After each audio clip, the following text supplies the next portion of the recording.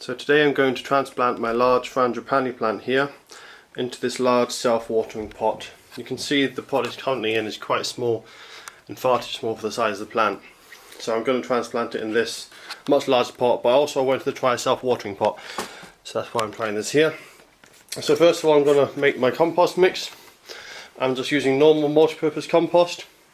I'm then adding about 1/3 perlite and a little bit of orchid compost, just because I don't have quite enough multi-purpose compost, but also because orchid compost has a lot of bark in it and so is very free draining, and the Frangipani is a plant that likes it free draining, so that's why I'm putting a lot of perlite in also, to open up the soil structure, make sure there's plenty of oxygen and it doesn't get any waterlogging. So this is the compost mix fully mixed up. As you can see here, it's really nice, it's not sticky, it's free flowing like that. And it's really quite large lumps and it's got really good drainage, nice and loose, a lot of air can get in there. That should really help with the root growth. I'll show you closely here. There's a lot of perlite in there, there's also quite a lot of bark. It's really a very free draining mix, so that should do well for the Frangipani, so it doesn't have any problems with waterlogging. So the next stage I'll go on to is setting up of the self-watering pot and then adding the compost in the bottom and then eventually replanting the plant. So in the other video I put up, you've already seen, this is my self-watering pot and I've already put the special material in the bottom. It's a whole mix of different volcanic rocks and gravels and things like that, which help to evenly distribute the moisture before it gets into the compost. You can actually grow the plants 100% of this if you wish, although it's expensive stuff, so I'm just using enough on the bottom to cover up the pot and help distribute the water. So I've already got the self-watering mechanism in, there's no water in here yet.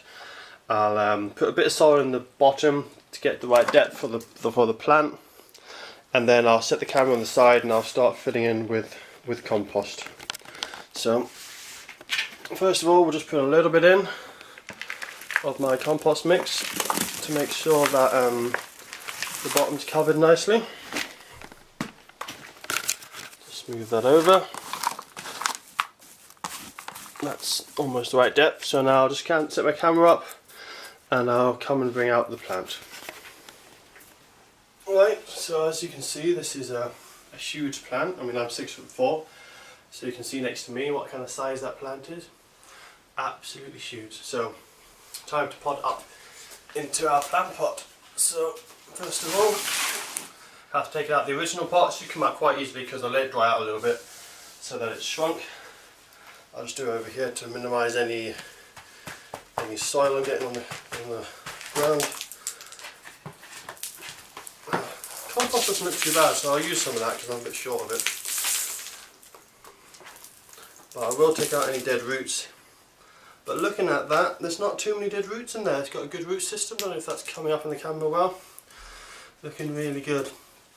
So the main problem I had was this, if it was leaning at the side, just over like that. So what I'm going to do is straighten it up. So I'll just quickly go get the camera in a better position. Okay, so that's the camera moved back so you can see it better.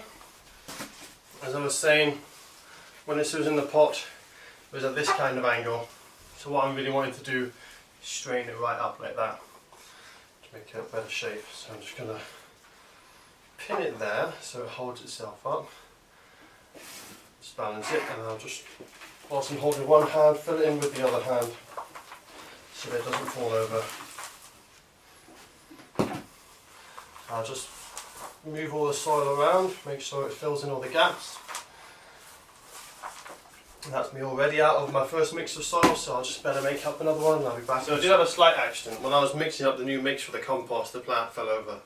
But I don't think there's too much damage, hopefully. So I'll just carefully get it back up again, get it a bit more secured. Obviously there wasn't enough compost in there. No, it's looking okay actually. Just a little bit of bleeding on it, but it's not too bad. So I'll get it back the kind of position I want, and I'll start filling up with compost again. Hopefully this time it will hold. I've got enough compost here to do that. Just hope I've got enough compost actually for the whole pot, because it is a surprisingly large pot in here. It seems to be a bit more secure. I'll keep adding the compost. So that's nice and firmed in.